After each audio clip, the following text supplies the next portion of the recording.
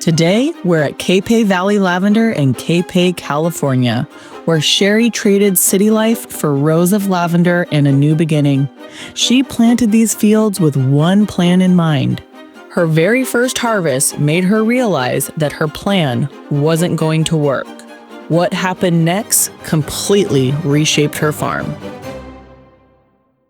Welcome to today's episode of Field Trips, where I take you along with me to explore California agriculture.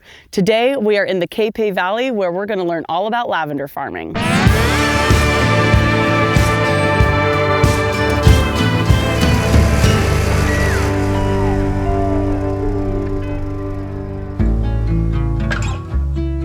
I am with farmer Sherri, and we are at Capay Valley Lavender. I'm really excited to teach you guys about lavender and the oil making process, which I don't know anything about.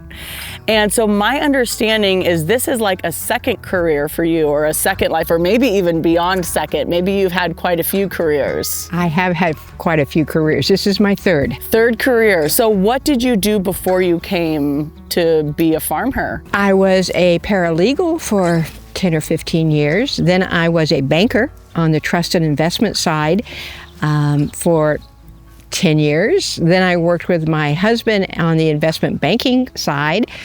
And then my husband passed away, and I got to say, well, what do I want to do with my life now? And I remembered being 10 years old and wanting an apple orchard. So it's not quite an apple orchard, but I took up farming. So we grow French lavender here. The other type of lavender people know is an English lavender, an angustifolia. English lavender is very short. It's got strong color, strong stems, and does the most beautiful soft oil there is. I can't grow English lavender here. I tried to. Doesn't like the heat. Okay. Wants to be in England. But the French lavender takes the heat. This is called Riverina Thomas. Okay. And it's a triploid. Okay. It is an X-intermediate. They took Grosso and hybridized it with an English lavender, with an angustifolia. So it gives us the strong color like the English lavender. Okay. It gives us a strong stem.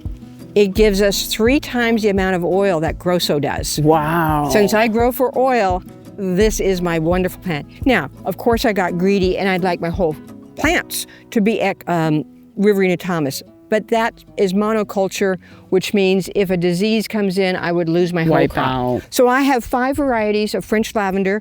They're all known to generate a lot of oil. High oil yield is important to me. And they're different colors. These varieties may be perfect for oil, but that wasn't where Sherri started.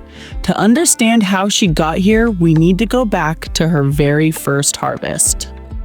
So when you planted that very first acre of lavender, I mean, what was that experience like? I mean, were you out there all by yourself? Had you found people to help you? So I prepared got the field prepared. There was a fellow who had done another lavender farm who presented himself as an expert, get my field ready. And he got me a crew from Yuba City, which is an hour away. I planted in May. And so the following June was my first harvest. And I'm ready. I got the same farm crew to come help me. And that's when I realized I was way over my head. I had no idea how much lavender flower, how much plant I would have. Yeah. And you have to dry it. Yes. And I didn't realize my harvest would be so big, and I hadn't created drying racks. And so every day I'm going to Home Depot to get more 2x4s to make more drying racks. And I ran out of space that first year for drying the lavender. Lavender plants double in size each year. And so not only did I have my first field, I had gone gung-ho and planted a second field that was going to be ready for harvest in 19, and I had run out of space. So that's how I became a distiller. And that changed everything. When you distill lavender, you don't have a narrow window of harvest. We could be harvesting in September if we wanted to. We harvest in July for our distillation. So you don't have this pressure that you've got to get it before it goes bad. I've never seen anything like that before. And I know you were saying it came from New Zealand. So when it's cutting, does it just have like a blade in there? Or, because I just saw him pushing and I just picture like almost a lawnmower. It's a saw. Oh, it's saw, a saw okay. that's curved. It's a saw that's used in the tea industry. Oh, okay. And so in New Zealand, these people figured out how to mount it on these aluminum frame, and we've got these wheels. It's really flexible. And so we can raise or lower it to match the height of the plant. Okay. All we want are the top flowers. That's where the oil is. We really don't want stems. So based upon the age of the plant or the type of species, we set the thing. That's also excellent for when we prune the trees, prune the plants in October. We just lower it a little bit and prune everything. That's nice. So it's got a dual purpose. Yes. But the goal when you're harvesting the lavender is to just get that top piece. Yes. That way you're not wasting, I guess, really on the plant or in the distiller. Right. We're not wasting space. We only have space for so much material. We want the most oil we can get. We're going to go in and we're going to weigh. Okay. So we brought it in from the field, got it here. And now we're weighing it out. We weigh 10 pounds of plant material. See, we wanted just the flowers. We've got stem, which is good because it creates air spaces in. So we're going to take 10 pounds of plant material and we're going to put it in our copper stills. It's very common or tradition to name your still. And so as I was thinking what to name them, I thought of women. This is a women-owned farm, and I like independent women who make a difference. And you have women employees. I do. This is Amelia, as in Earhart. Okay, good. Yeah, one down. Amelia Earhart. Billie Jean. Okay, got it. Singer, right? Billie Jean King. No, Billie Jean King, the woman who changed women's tennis. Okay. Demanded equal pay. Okay. This is Clara. Who? No, it's not Clara Bow. Some people think it might be Clara Bow, who is a great actress. It's Clara Barton. She founded the Red Cross. Oh, wow. She was a nurse? Yeah, who founded the Red Cross. Love that one. Dolly. Pardon? Why? Well, gosh, she does so much. I love her free library books for kids. Literacy for kids. Yes. Yeah. My mom's a librarian, so I got that one. Okay. Now, our newest member.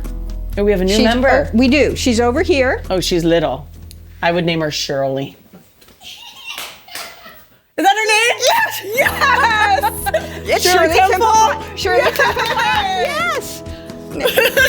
I was on it. Yeah. And so Shirley we use as our demonstration still. We can get her up and running.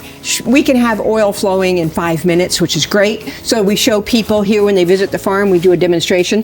It takes about 45 minutes for our stills to get the water, to run through all the plant material and give us our half gallon of distillate. So basically, distilling, it's like steaming broccoli. Oh, okay. We've got water in this is the pot. We've Okay. got water in the pot. We've got our column, and we put 10 pounds of plant material in the column. We put a top on it. Now, one of the things is this is a big column that goes down to a small tube. Okay. That creates the Venturi effect. Just like, do you have a Mazzy pump?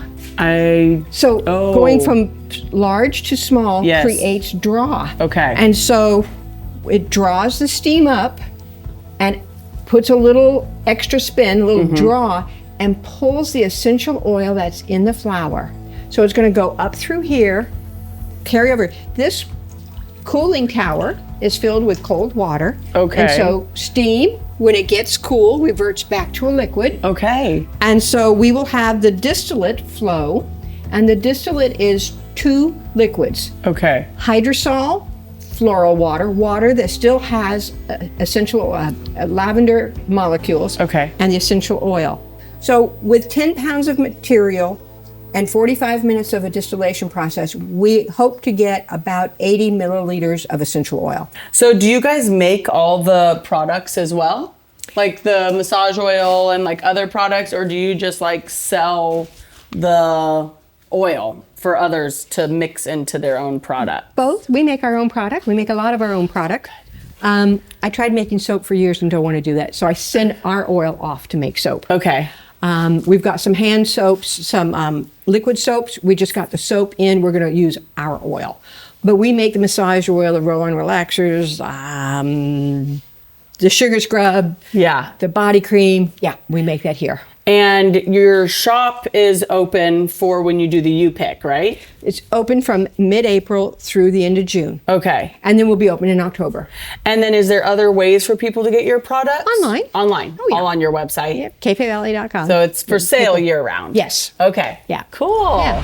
For all of our viewers, what do you wish people knew about California agriculture? You know, the interesting thing about California and agriculture is we're told that there's these mega farms and it's big and industrial.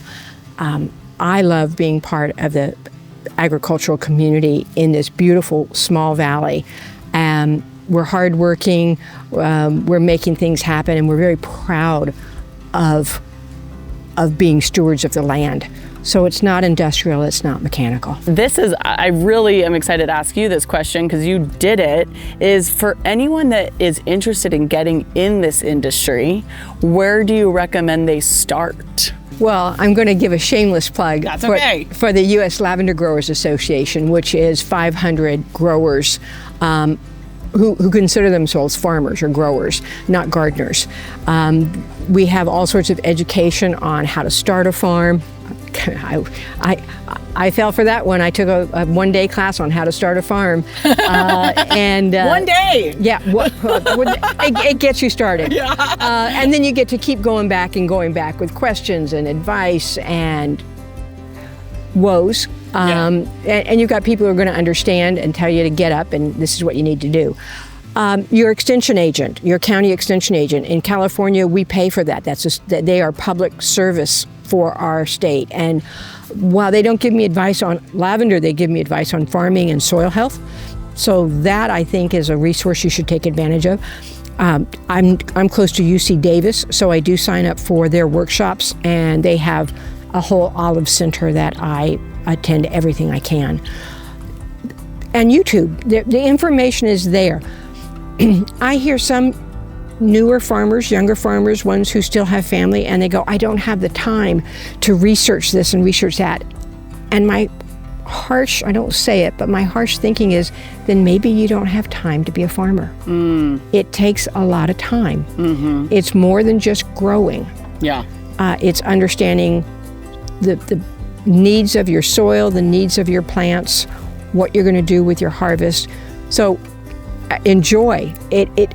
I always wondered what it would be like to work hard, physically work hard, and I love it. Yeah. And I'm very happy to be doing this. But it's not a hobby. No. It's not a garden. No. And so be ready for it. Yeah, it's hard work. It is. Thank you for watching today's episode of Field Trips. Again, we are at Capay Valley Lavender. If you guys want to learn how to grow lavender yourself, or if you want to learn more about Farm Her Sherri, I will have links below where you can check out all her products, and I will catch you guys next time.